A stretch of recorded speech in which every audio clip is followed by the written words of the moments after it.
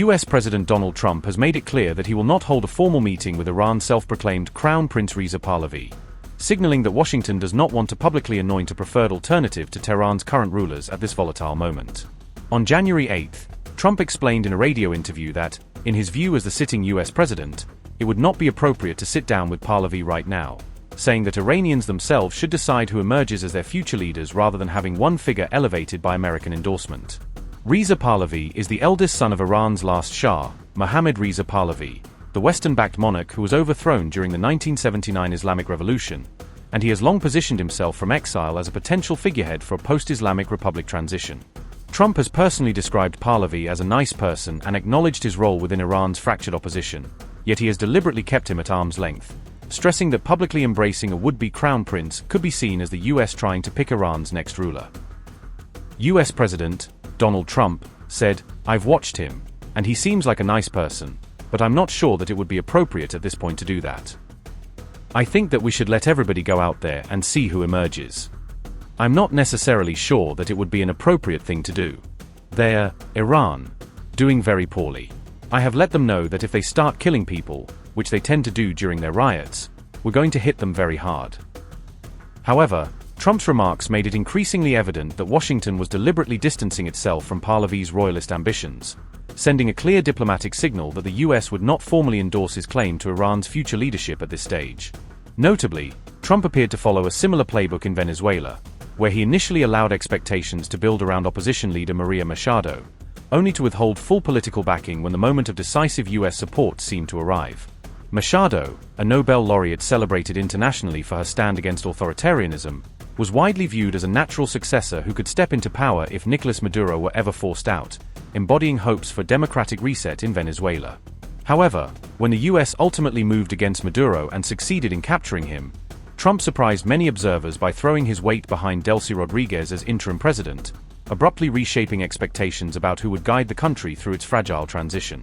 Trump effectively snubbed Machado at that crucial juncture, publicly arguing that she lacked sufficient popular support inside Venezuela, and using that justification to sideline her from the interim leadership despite a high international profile and long opposition record.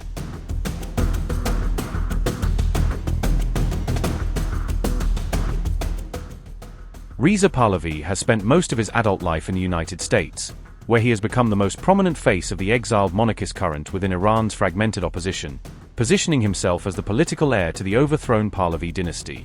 Over the years, Pahlavi has cultivated notably close ties with Israeli officials and opinion makers, while publicly marketing himself as a potential transition leader who could help steer Iran from the Islamic Republic toward a secular, pro-Western democracy if the regime collapses. In recent statements, the late Shah's son has claimed that millions of Iranians have taken to the streets demanding freedom, and he has explicitly thanked President Donald Trump for pledging to hold Tehran's rulers accountable during this latest wave of protests.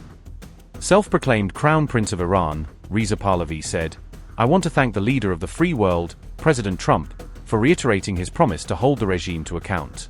It is time for others, including European leaders, to follow his lead, break their silence, and act more decisively in support of the people of Iran."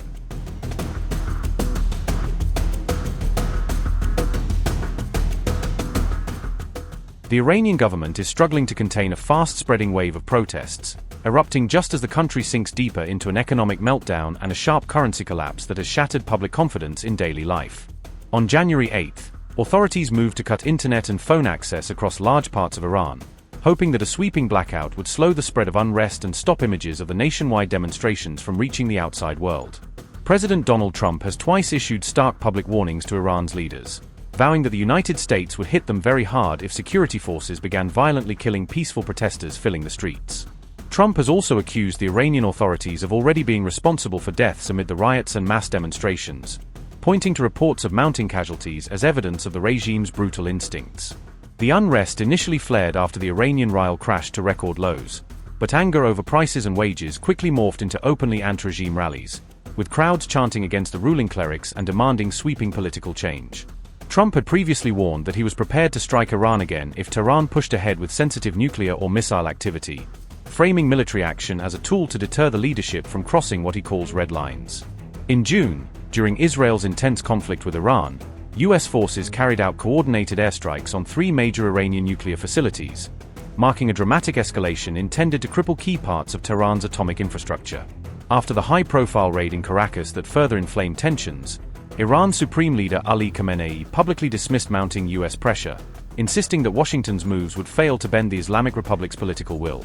Khamenei vowed that Iran would never give in to American demands, promising instead that the nation would outlast and ultimately humiliate its enemy, even as protests and economic pain pressed hard on his rule at home.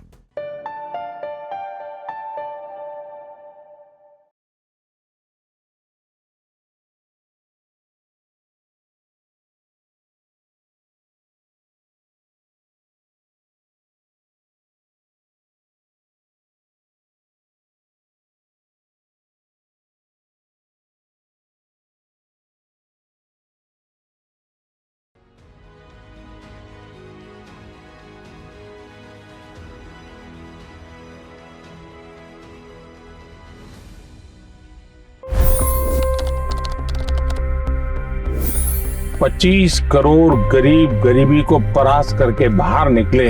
For the good of our nation, let's work together and let's truly make America great again.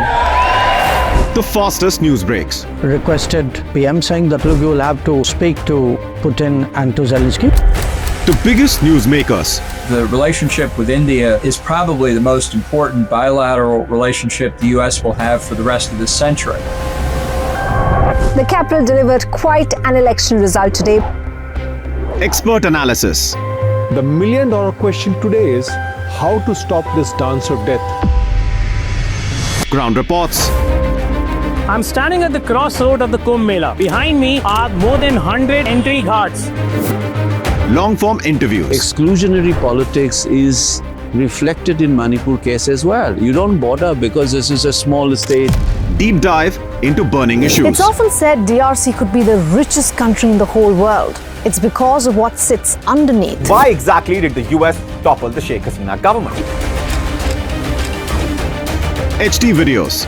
We don't just break news, we break it down.